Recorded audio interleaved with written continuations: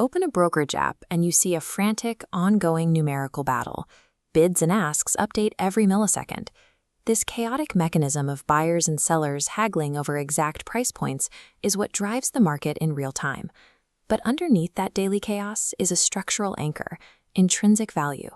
Intrinsic value dictates that an asset is worth exactly the discounted sum of all the future cash flows it will generate. While the order book dictates the price today, this math sets the asset's long-term trajectory. Long before high-frequency algorithms, these rules were stress-tested in physical trading pits. The mechanics of price discovery were driven by human shouts and paper slips, but the mathematical gravity of valuation remained exactly the same. To prove this, financial academics Stephen Forster and Stephen Sapp conducted a rigorous test. They applied fundamental valuation models to 130 continuous years of actual S&P composite index data, analyzing every market cycle from 1871 through 2003. The historical record proves that the pull of cash flow math remains the dominant force over a century of trading, even when sentiment suggests the market has detached from economic reality.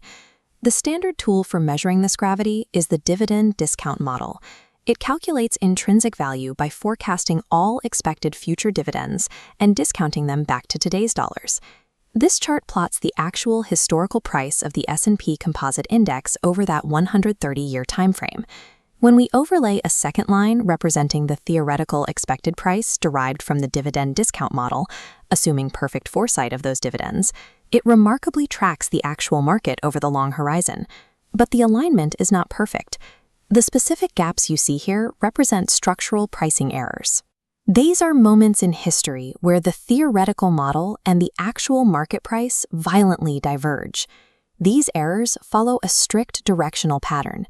During economic expansions, the mathematical model systematically underestimates the actual market price.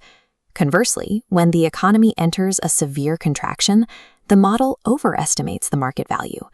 Because the structural math of the dividend discount model is sound, these predictable pricing errors indicate a specific mechanical failure. Our valuation inputs are breaking down at the exact moments the macroeconomic regime changes. This equation shows the unexpected price deviation, or UP1, which the study uses to quantify the size of these historical pricing errors. To solve the anomaly of the UP1 metric, we have to deconstruct the valuation formula. We begin with the numerator, the corporate cash flows, distributed as dividends. The historical data reveals a massive structural shift in corporate dividend policy immediately following the end of World War II. Before 1945, companies paid out roughly 70% of their earnings to shareholders. After the war, that payout ratio dropped to 50%. Management teams began prioritizing a smooth, conservative dividend policy, keeping payouts predictable. This creates a divergence on the balance sheet. While corporate earnings remained highly erratic and tied to volatile business cycles, the actual dividend payouts distributed to investors became remarkably stable. Because modern dividend payouts are deliberately insulated from short-term shocks, erratic corporate cash flows are mathematically insufficient to cause the violent pricing errors we see at the turn of a business cycle. If the numerator is mathematically stable, the source of the pricing error must lie in the denominator, the required rate of return, commonly known as the cost of equity.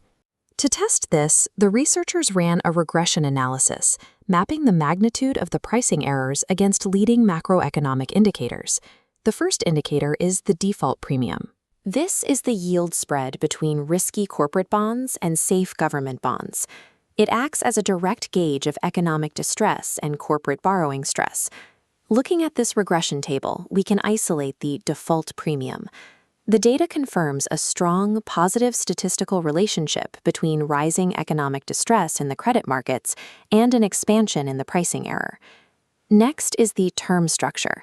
This represents the yield spread between long and short-term government bonds, reflecting expectations for future economic growth. When the table expands to include the term structure, it exhibits a highly significant positive relationship with the pricing error. This exposes the mechanical flaw in standard modeling. Historical discount rates generate artificially high theoretical stock prices at the exact moment macro risk premiums are spiking going into a contraction.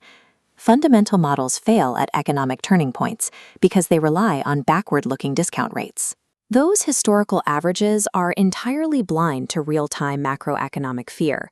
Standard valuation models typically calculate the estimated cost of equity using a slow-moving, rolling 30-year historical average of market returns, similar to the capital asset pricing model.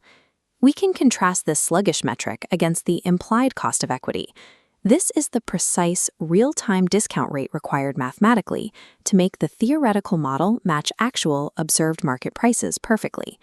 This chart plots the structural divergence between these metrics over a century. The estimated rate drifts smoothly, while the implied rate is erratic. Look closely at the implied line. It spikes instantly in response to real-world economic shocks, abandoning the historical trend line. When severe inflation shocks hit the economy, like the oil crises of the 1970s, the math forces an immediate, aggressive upward repricing of the implied cost of equity. The implied rate acts as a real-time thermometer for investor fear.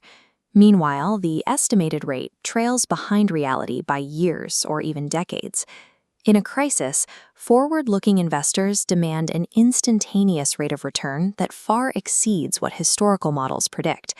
This rapid repricing of risk accounts for the deviations that backward-looking metrics fail to capture. Returning to the core dividend discount model equation to synthesize the true mechanical driver of market volatility. In the dividend discount model, a century of data proves the numerator, corporate cash flows, acts as a stable anchor, but the denominator is an engine of chaos. When inflation and default premiums shift, it expands aggressively, forcing the stock's present value to drop sharply. Sudden market crashes are rarely about changing long-term cash flows. They are almost entirely caused by an aggressive, real-time repricing of risk. Dividends provide the market's long-term gravitational bedrock. The discount rate is the sole engine of its short-term, cyclical volatility. A popular modern myth claims that dividends and fundamental cash flows no longer matter for valuation in an era dominated by high-flying growth stocks. Over a century of data proves otherwise. Cash flows remain the ultimate anchor of intrinsic value, functioning exactly as the mathematics dictate. The vulnerability lies in the analyst. Relying on static, backward-looking historical averages for the cost of equity is a fatal modeling flaw. Professional valuation requires dynamically adjusting the discount rate based on real-time leading indicators. You have to actively read the signals coming from credit markets and central bank policy. The logic of intrinsic value holds up under rigorous testing, but the model's accuracy depends entirely on the discount rate. Without dynamic adjustments for macroeconomic risk, valuation models will systematically fail at the exact moments the market shifts.